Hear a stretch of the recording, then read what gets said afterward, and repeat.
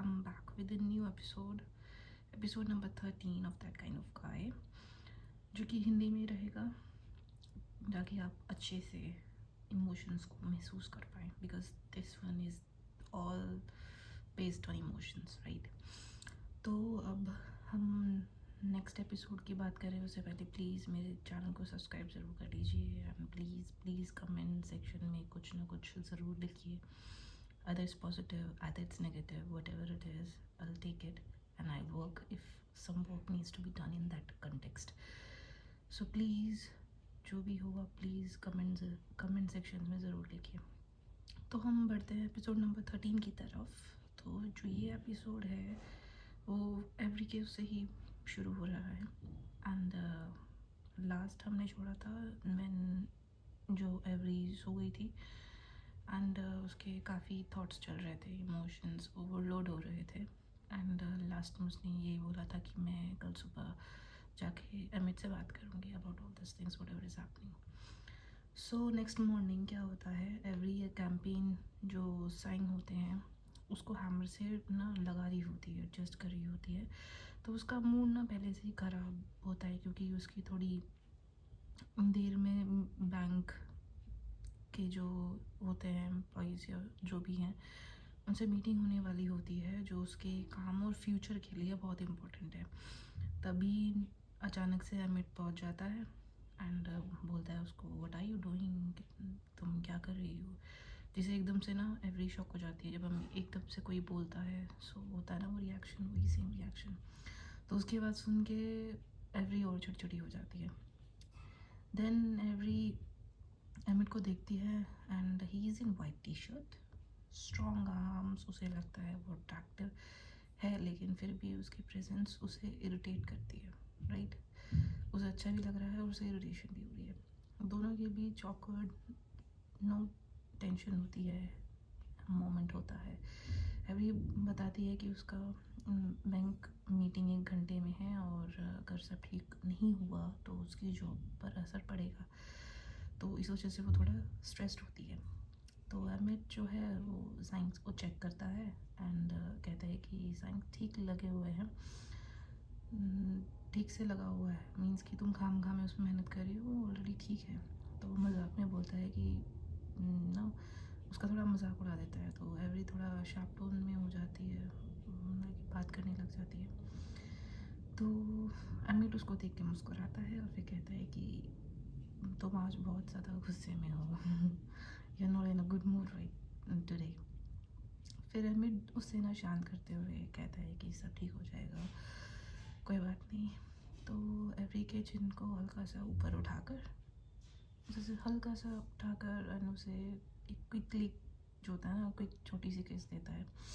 उस moment every के लिए ना वो अनएक्सपेक्टेड होता है एवरी के लिए।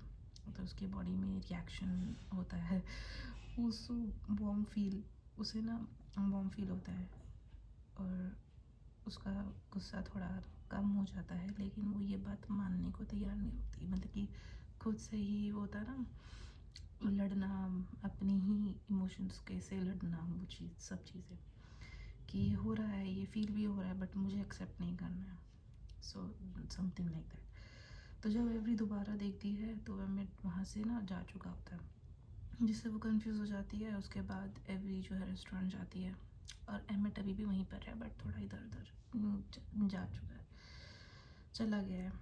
तो एवरी रेस्टोरेंट जाती है, बाहर कुछ टूरिस्ट होते हैं लेकिन टूरिस्ट जो रेस्टोरेंट के अंदर होते हैं वो सारे लोकल्स नहीं होते, वो सारे टूरिस्ट होते हैं।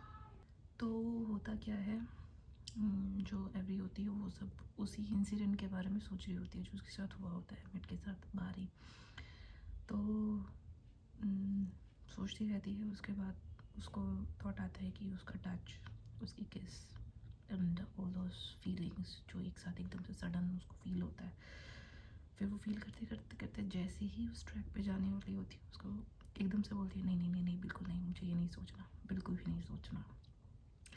तो ये होता है। सो इसके बाद क्या होता है कि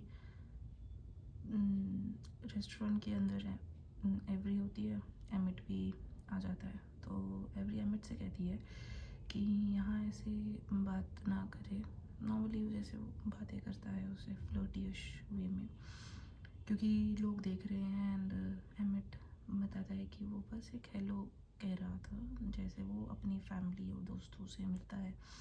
तो एवरी थोड़ा ऑकवर्ड फील करती है, जैसे वो हेलो बोलता है या फिर जैसे किस करता है सबके सामने, तो उसे थोड़ा ऑकवर्ड फील होता है।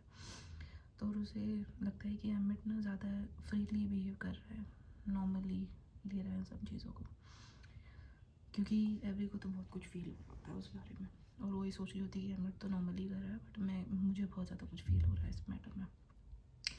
तो एवरी काउंटर पे बैठ जाती है, होल्डन आता है और एवरी को ग्रीट करता है। एमिट उसे एवरी कहकर मिलाता है, दोनों मिलते हैं। हुडन ना एमिट को देखकर थोड़ा कंफ्यूज हो जाता है कि, और पूछता है कि यहाँ वो क्या कर रहा है and all those things. So emit ना मजाक मजाक में कह देता है कि वो कस्टमर है और लंच करने आया है।